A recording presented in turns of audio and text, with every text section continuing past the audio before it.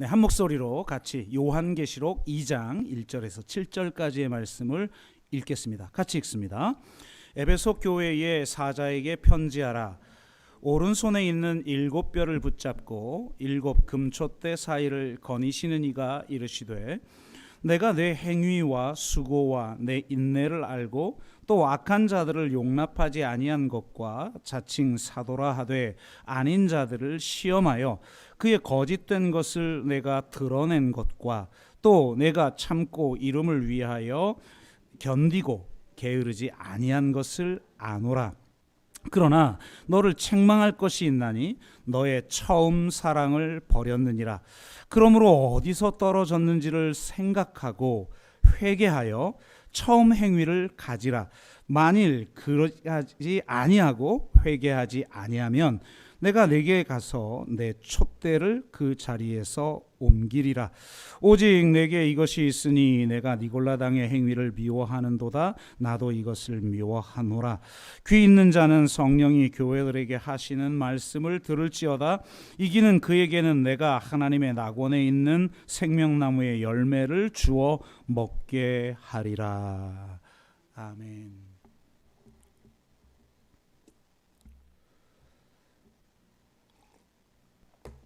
네, 2021년도에 특별 기도회 때 요한계시록을 나누면서 7교회에 대한 말씀을 할 때는 이 라오디게아 교회 마지막 7교회 중에 마지막 교회죠.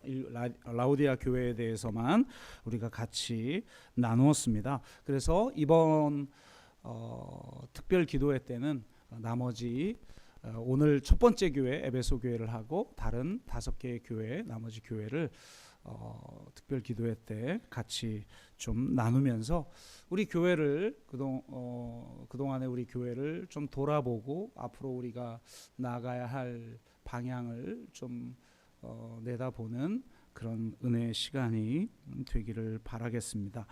보통 계시록에 기록된 7개 교회를 이전까지는 교회의 7시대를 상징하는 것으로 이야기했습니다. 그러니까 마지막 7번째 교회가 현대 교회인 것이죠. 근데 딱 또 이렇게 다 대칭해 보면 굉장히 잘 맞습니다. 그래서 저렇게도 해석이 가능하겠다 이런 생각이 들지만 7교회 모두가 모든 시대의 모든 교회에게 하시는 하나님의 말씀으로 읽는 것이 가장 좋습니다.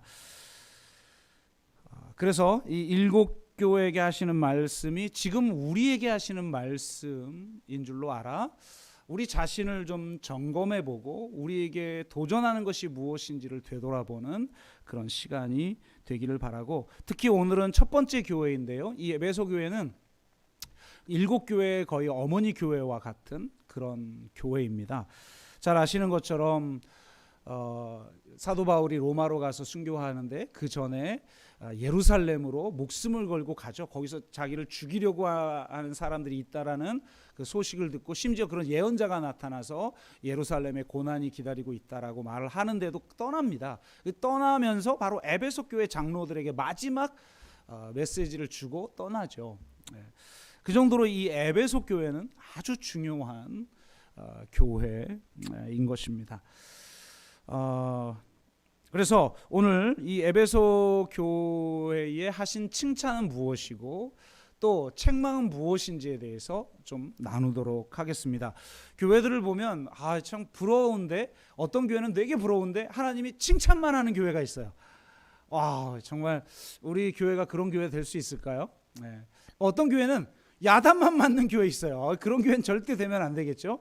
야단도 맞고 또 칭찬도 들은 그런 교회들이 있는데 그 중에 하나가 에베소 교회입니다. 사실은 대부분 칭찬을 받습니다. 에베소 교회는 그 정도로 정말 사도 바울이 공력을 들인 그런 교회죠. 그래서 어떤 칭찬을 받았는지 간단하게 좀 나눠보면 22절 3절에 나오는데요. 내가 내 행위와 수고와 내 인내를 알고 또 악한 자들을 용납하지 아니한 것과 자칭 사도라 하되 아닌 자들을 시험하여 그의 거짓된 것을 내가 드러낸 것과 또 내가 참고 내 이름을 위하여 견디고 게으르지 아니한 것을 아노라, 이렇게 말을 합니다. 네, 이 구절을 통해서만 6가지 칭찬을 받게 되는데요. 이 앞에 있는 3가지 칭찬이 재미있어요. 내 행위와 수고와 인내. 이것은 사도 바울이 데살로니가 교회를 향하여서 했던 칭찬하고 동일한 칭찬 내용입니다. 그래서 이 3가지를 먼저 살펴보면, 첫째는 믿음의 역사 혹은 믿음의 행위라고 할 수 있는 것입니다. 그들에겐 진짜 믿음이 있었다는 거예요. 행함으로 드러나는 믿음이 있었다는 거예요. 진정한 믿음은 사랑으로 역사하는 믿음인 거예요. 난 믿음은 있는 것 같은데 행함이 좀 부족해. 그거 아니라는 겁니다. 진짜 믿음은 보이지 않는 것들을 실체화하는 능력이고, 하나님 나라의 원리와 가치를 실체화하는 능력, 이것이 믿음인 거죠. 그러니까 믿음은 있는데 실체화되지 않는다? 그건 믿음이 아닌 것입니다. 반드시 믿음은 행함으로 드러나고 열매로 드러날 수밖에 없는 것이죠. 그런 믿음이 있었다는 거예요. 여기에는 반드시 행함으로 드러났던 그런 믿음이 에베소 교회는 있었다는 겁니다. 제가 지지난주에 이지선 교수, 지금은 교수죠. 전에는 이제 보통 예화로 들 땐 자매 이렇게 얘기를 했어야 되는 사람인데, 이 이지선 교수에 대한 이야기를 했는데, 그 주 설교를 하고 나서 그 주 중에 이분이 유퀴즈에 나왔나 봐요. 그래가지고 그 이후부터 이 짤이 굉장히 많이 돌더라고요. 그리고 제가 소개했던 그런 간증의 내용들도 나오는 걸 보면서 참 역시 참 하나님의 귀한 은혜를 맛본 사람이다, 이런 생각을 가지게 됐고, 이후에 또 여러 방송에 지금 게스트로 출연하고 있는 것 같습니다. 그렇기 때문에 이왕 소개한 김에 그분의 그 간증들을 한번 소개하면서 이 칭찬의 내용들을 같이 나누기를 원하는데요. 그가 처음 경험했던 믿음의 역사, 믿음의 행함이라는 게 뭐였냐면, 교통사고가 음주운전자에 의해서 교통사고가 나고 이 차가 폭파되면서 전신의 화상을 입으면서 엄청난 고통을 겪게 돼요. 이렇게 수술을 해도 막 마취가 깨어나면서 막 비명을 지르면서 깨어났다고 막 하죠.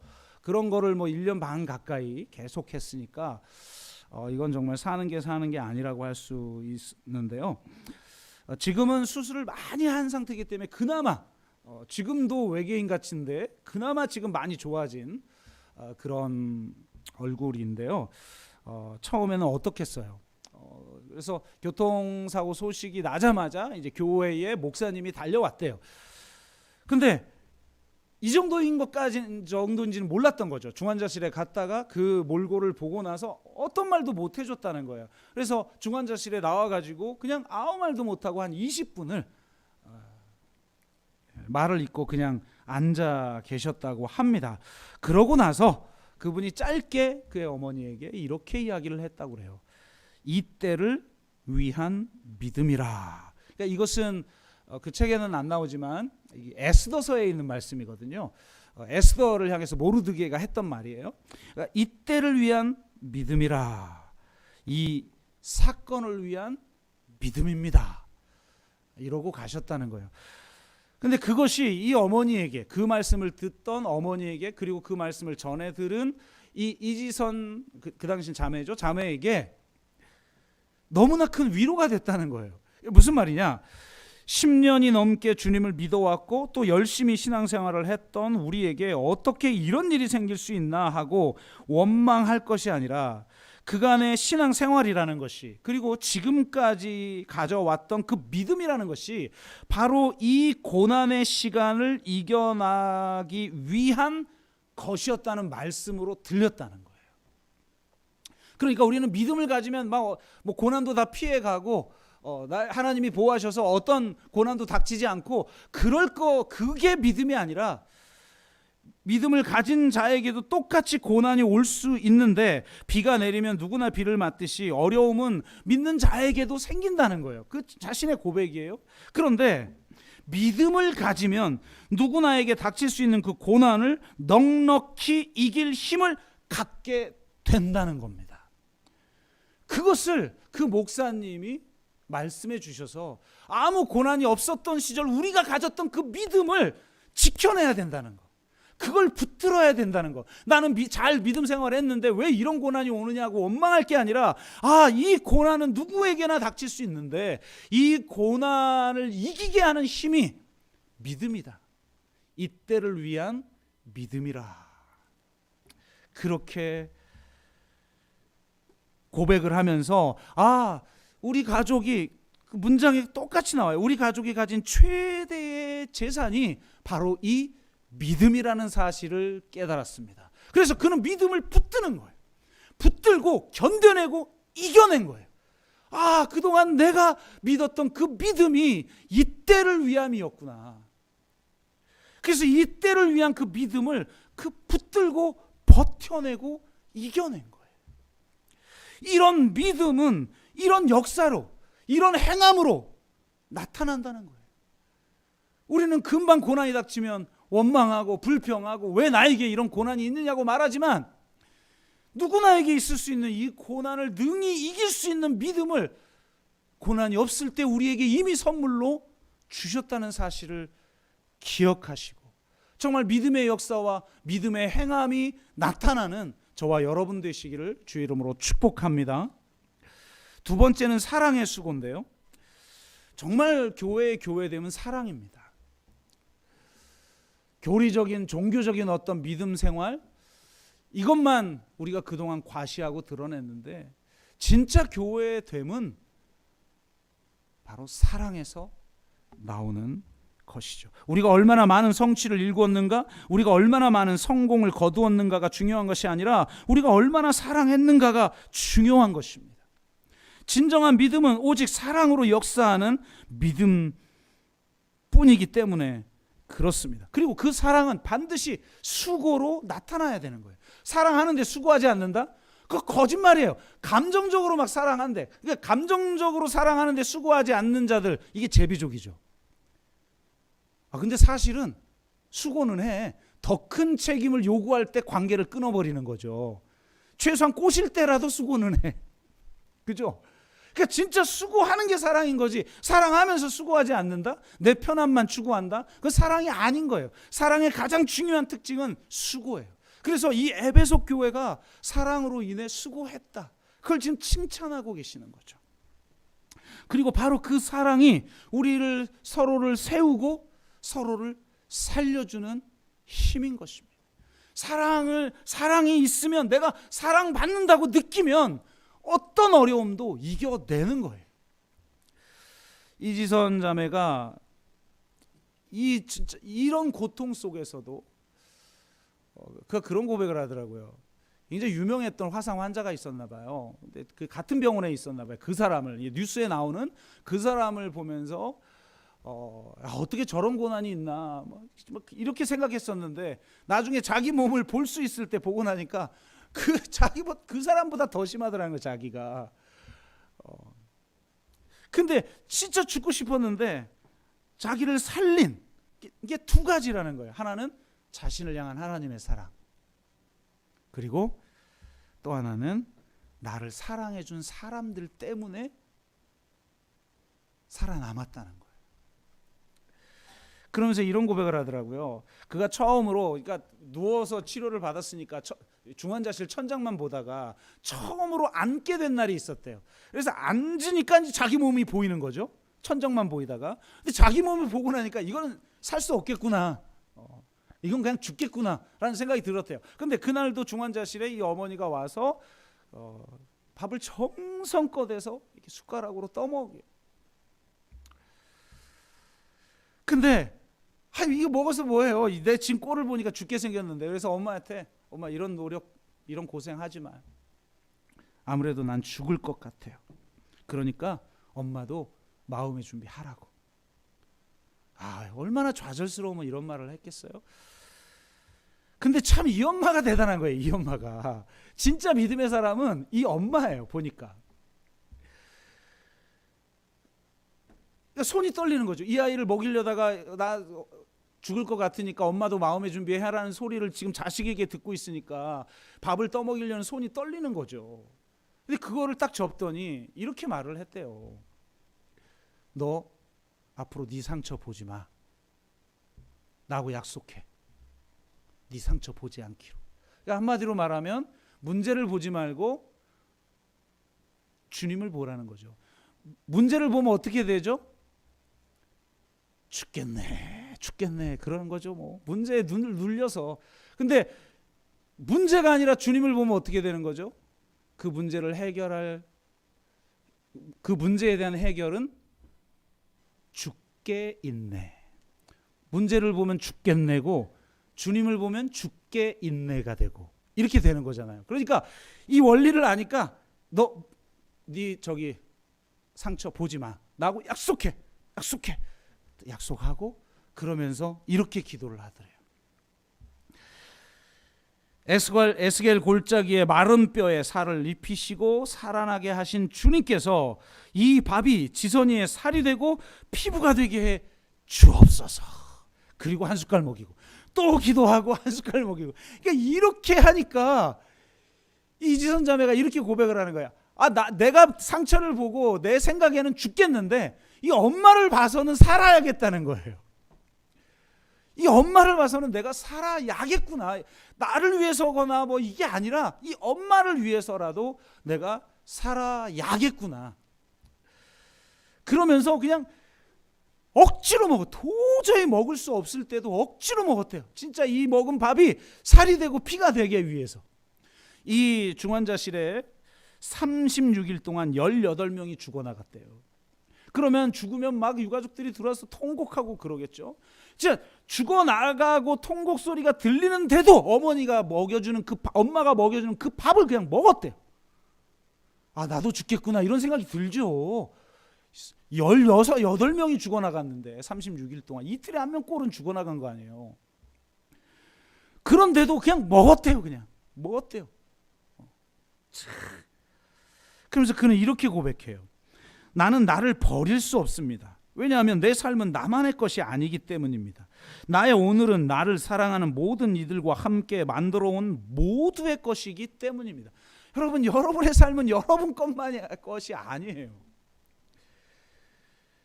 예수님이 대신 죽을 정도로 사랑하시는 나는 포기할 수 없습니다. 내가 나를 사랑할 수 없었던 그 순간, 나를 사랑할 수도 없던 그 순간에도 나를 사랑해 준 이들 때문에 나는 나를 감히 버릴 수 없습니다. 이것이 나의 싸움이고 이 싸움의 승리가 곧 나의 것이 될 수밖에 없는 이유입니다. 그러니까 자기가 살아남을 수 있었던 건 자기도 자기를 사랑할 수 없는 순간에도 자기를 사랑해 준 사람. 여러분, 그런 사람이 여러분 옆에 있습니까? 그리고 여러분은 그런 사람이 되어 주시고 계십니까? 그런 사랑의 수고가 결국 사람을 살리고 사람을 세우는 것입니다. 저희 교회도 그런 수고가 있기를 주의 이름으로 축복합니다. 세 번째는 인내인데요. 이것은 사도 바울은 소망의 인내라고 표현을 합니다. 그러니까 저는 인내는 그냥 꾹 참는 그 자체를 말하는 게 아니라 소망의 인내라는 거예요. 그럼 소망은 언제 생기느냐? 사명받을 때 생기는 거예요. 그냥 내가 막 없던 거, 결핍에 의한 기대, 이것이 소망이 아니라 소망은 소명에서 오는 거예요. 하나님이 이 소명은 뭡니까? 하나님이 주신 약속이죠. 넌 이걸 해라. 그리고 그 일을 이루도록 내가 하겠다. 이 약속이 소명이잖아요. 그 약속을 믿고 지금 볼 때 말이 안 되는 거예요. 이지연 자매가 간증을 한번 들어보세요. 그가 처음으로 이제 어느 정도 회복이 되고 나서 밖으로 나올 수 있을 때 주일에 교회를 갔어요. 사고 당하고 처음으로 교회를 간 거죠. 교회를 갔는데 너무 서러운 거예요. 그 과정이 너무 고통스럽고 일단은. 그러니까 하나님 앞에 나 저 죽고 싶어요 이런 말을 이제 하지 않기로 했으니까 그 말은 못 하고 뭐라고 기도를 했냐면 하나님 너무 오래 살진 좀 않게 해주세요. 그러면서 막 서러우니까 막 하나님 앞에 따졌대요. 하나님 어떡하실 거냐고. 나를 이렇게 만들어 놓고 하나님 만든 건 아니지만 자기도 그런 고백을 하거든요. 그런데 그런 건 아니지만 이렇게 내가 이 꼴이 됐는데 하나님 그럼 어떡하실 거냐. 어쨌든 차라리 죽게 하시지 살려놨으면 뭔 대책이 있어야 되는 거 아니냐. 그래서 막 엉엉 울면서 기도를 했대요. 왜 아무 응답도 없이 그렇게 예배를 끝났는데 진짜 그 죽을 뻔한 환자가 왔으니 예배 끝나고 목사님이 따로 기도를 해주는데, 놀라운 건 이때의 이 기도 속에서 특정한 문장이 하나님이 자신에게 직접 들려지는 음성으로 들리기 시작했다는 거예요. 이게 바로 이제 이 책 제목이 된 거죠. 지선아 사랑해. 지선아, 내가 너를 사랑한다. 너는 내 사랑하는 딸이다. 목사님이 기도로 이 문장을 분명히 했을 텐데 목사님의 목소리가 아니라 하나님의 음성으로 들리는 거예요. 너무나 놀란 거죠. 그러면서 자기 자신도 사랑할 수 없는 그런 모습을 보면서 자신을 사랑한다고 하시는 그 하나님의 사랑에 완전히 사로잡히게 되는데, 그때 하나님이 그녀를 위로하면서 두 가지 약속을 주셨대요. 내가 너를 세상 가운데 반드시 세울 것이다. 그리고 힘들고 아프고 병든 자들에게 희망의 메시지가 되게 하리라. 그러니까 살아남은 것도 기적인데 이런 나를 통해서 뭐 상처받고 힘들고 병든 자들에게 진정한 희망의 메신저가 될 거라고? 이건 말도 안 돼. 자기가 볼 때는 말도 안 되는 건데, 내가 스스로 생각한 거면 말이 안 되는데 하나님이 이렇게 하실 거라면 이건 된다는 거예요. 이게 소명인 거죠. 이게 소망인 거고. 그래서 이 소망을 붙들고 과감하게 그중에 나중에 치료를 마치고 나서 또 여전히 힘든데 누가 보살펴 주지 않으면 생활하기도 어려운데 단독으로 혼자 미국으로 가서 유학 생활을 해요. 그리고 사회복지학을 전공하여 박사가 돼서 한동대의 교수가 됐다가 최근에는 이대로 지금 오셔서 모교의 교수가 돼서 유퀴즈에도 나오고 두 번째 책을 써서 유퀴즈에도 나온 거죠. 그게 너무 힘들었겠죠. 항상 옆에 엄마가 붙어 있었는데 이제 혼자 그 모든 과정을 했으니까 얼마나 힘들어요. 힘든데 그걸 버티게 했었던 힘이 뭐냐? 하나님이 나에게 약속하신 거라면 하나님이 이루실 거라는 거예요. 이 소망 때문에 견딘 거죠. 이 소망 때문에 버텨낸 거예요. 이것이 소망의 인내인 거예요. 그 핍박과 환난 속에서도 에베소 교회는 인내한 거예요. 하나님의 약속을 붙들었기 때문에. 그러므로 여러분 자신의 삶을 통해서 하나님이 이루실 그 놀라운 하나님의 뜻과 하나님의 그 약속을 붙들고 살아가는 저와 여러분 되시기를 주의 이름으로 축복합니다. 환경을 보면 말도 안 되는 건데 이렇게까지 나를 살려두셨다면 하나님의 뜻이 있는 겁니다. 지금 여러분이 살아서 지금 이 자리에 와서 함께 예배드리고 또 온라인 예배로라도 같이 지금 참여하면서 예배드리는 이 자체에 하나님의 인도하심이 있는 거예요. 그걸 잊지 마시기를 주의 이름으로 축복합니다. 네 번째, 다섯 번째, 여섯 번째는 시간상 지금 제목만 이야기하고 넘어가야 될 상황인 것 같아요. 네 번째는 악한 자를 용납하지 않았다는 거예요. 다섯 번째는 영적 분별력을 가졌다는 거예요. 자칭 사도라고 하는데 사실은 아닌 자를 시험하여서 그의 거짓된 것을 드러냈다는 거예요. 그러니까 진짜 말씀으로 무장한 사람들이죠. 이 에베소 교회는. 여섯 번째, 올바른 동기를 가졌어요. 참기도 하고 3절에 보니까 견디기도 하는데 오직 예수의 이름, 그 예수의 이름을 위하여 게으르지 않았고 견뎌냈다는 겁니다. 그러니까 외적인 동기가 아니라 진짜 바른 동기를 가지고 했던 것이죠. 시간상 좀 이렇게 큰 제목만 말씀드리고 넘어가는 걸 양해를 해주시기를 바랍니다. 그래서 이제 마지막으로 이렇게 놀라운 칭찬을 받았어요. 이렇게 많은 칭찬을 받았어요. 그런데 정말 말도 안 되게 책망을 받습니다. 아니 이 정도로 살아낸 교회가 책망받을 게 뭐가 있겠어요? 그런데 책망받았다는 거예요. 이게 우리가 정말 경각심을 가져야 될 거죠. 이 정도 칭찬을 받아도 책망을 받고, 그리고 만약에 이 책망받은 걸 고치지 아니하면 촛대를 옮겨버리겠다고 말씀하셨단 말이죠. 그런 정도의 잘못을 범할 수 있다는 겁니다. 놀랍게도 이 정도 칭찬을 받는 교회도. 우리가 이런 경각심을 가지고 우리를 돌아봐야 하는 이유죠.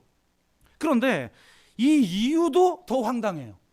아니, 이 정도 살아냈던 교회가 뭐 때문에 책망받았어요?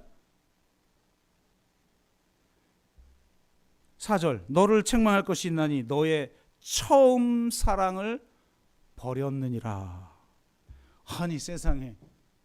아니, 그럼 모든 걸 버린 거 아닌가요? 여러분 지금 부부가 오신 분들 많죠? 부부든 가족이든 혹은 우리 교회든 사랑해요. 사랑한다고 해서 뭐 부부 생활도 하고 공동체 생활도 같이 하고 있는데 사랑이 없어.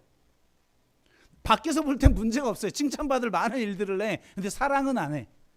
그럼 모든 걸 잃은 거 아니에요? 야, 이거 진짜 특이하죠? 이렇게 칭찬받는 교회도 처음 사랑을 버렸다는 거예요. 의도적으로 버렸는지 아니면 정말 열심히 살기는 했으나 실제 가장 중요했던 그 사랑이 이제는 퇴색해버린 거예요. 어쩌면 아니 뭐 이게 말이 되는가? 이 정도로 칭찬을 받을 정도의 교회가 이 정도로 심각한 잘못을 범한다고? 아니, 처음 사랑을 버려버린다고? 라고 말을 하지만 어쩌면 우리 자신을 돌아보면 우리 자신이 그럴 수도 있어요. 10년, 20년 신앙생활 했어요? 혹은 막 지금 신앙생활 하기 시작했어요? 그런데 벌써, 그리고 혹은 오랫동안 신앙생활 했기 때문에 어느덧 그냥 습관적으로 신앙생활을 하고 내 마음 상태는 더 이상 하나님을 향한, 우리 주님을 향한 사랑이 없어요. 이게 가장 큰 문제 아니겠느냐. 이 첫사랑은 처음 사랑은 우리가 소위 말하는 첫사랑이 아니죠. 처음 사랑할 때 그 풋풋한 사랑을 말하는 게 아니에요. 처음 사랑은 근원적 사랑을 말하는 거예요. 그러니까 나중 사랑이어도 그게 근원적 사랑이면 처음 사랑인 거죠. 그걸 버렸다는 거예요. 그래서 그걸 회복해야 되는데 어떻게 첫사랑을 회복하는가? 어떻게 우리가 이 어려운 상황, 책망받을 상황을 이겨내는가?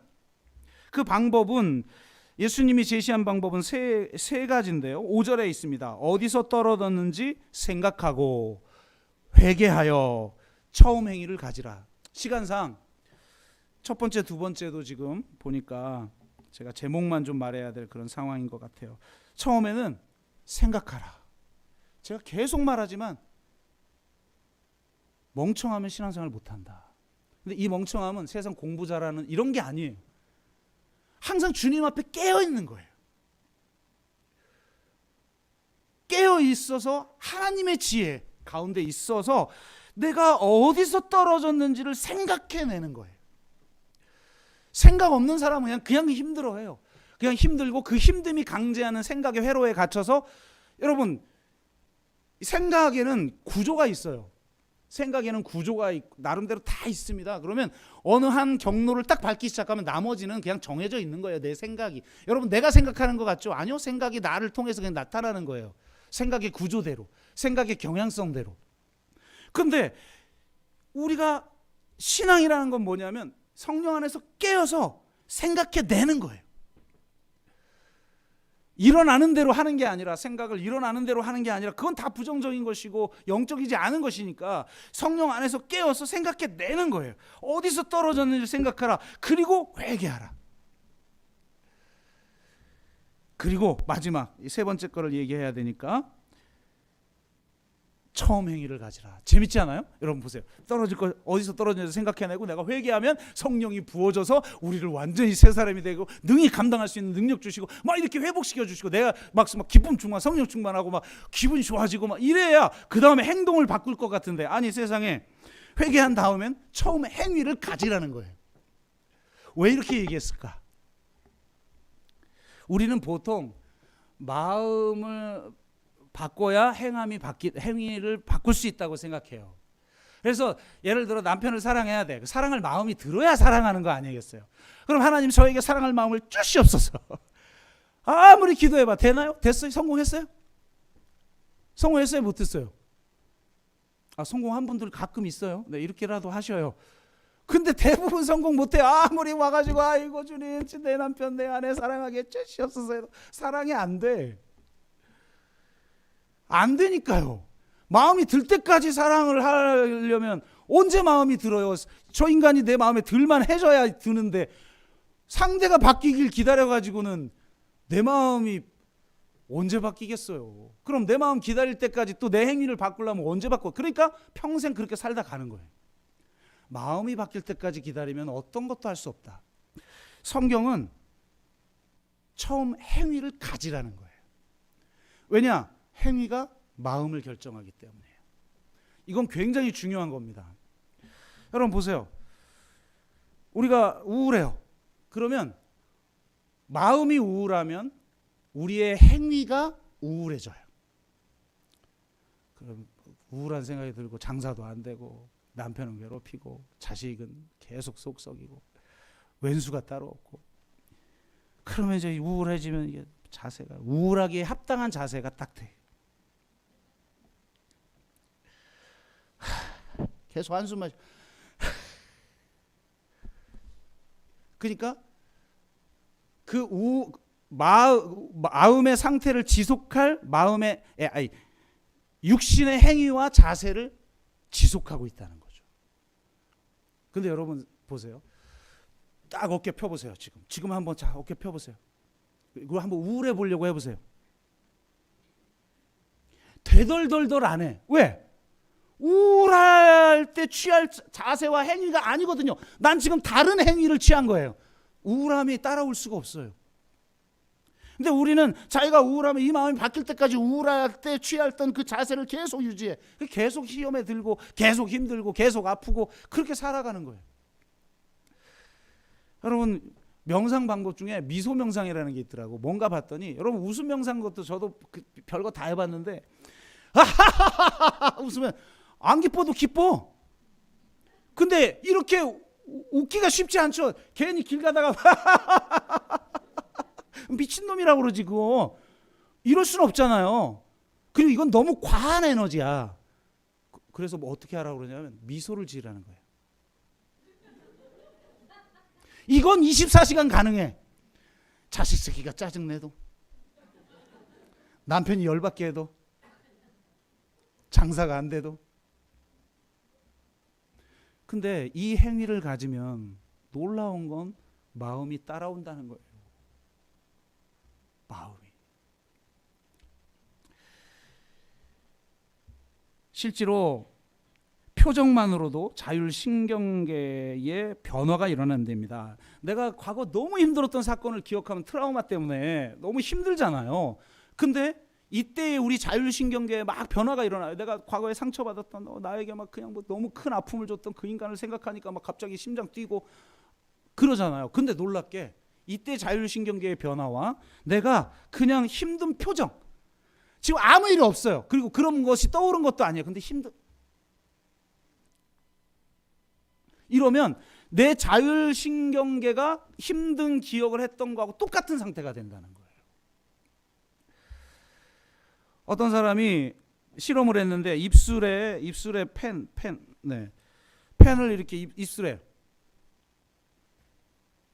요러고 영화를 보게 하고, 그 다음에 이빨에, 아나운서들이 이거 하고 아에요 하잖아요. 아에요. 이렇게 하고 영화를 보게 했는데, 자, 영화가 재밌었어요? 평가가 어느 쪽에 더 많았을까요? 무작위적으로 분포되었는데 이빨에 볼펜을 끼고 영화를 본 사람. 왜? 웃는 자세잖아요. 훨씬 재밌는 거예요. 사랑할 마음이 들 때 사랑한다? 언제 드는데? 내 남편은 나를 사랑스럽게 안 사랑스러운데 언제 사랑스럽게 내 마음이 변해서 사랑을 주냔 말이에요. 안 돼요. 그거는. 사랑은 행동이에요. 내가 사랑의 행동을 하면 사랑의 마음이 따라오는 거예요. 저도 그런 경험이 있거든요. 저는 진짜 제 스타일이 아닌데 누가 자꾸 그런 사람 꼭 있죠. 막 둘이 엮으려고 하는 거. 청년 때. 너 저 예쁘지 않냐? 내 스타일 아니거든요.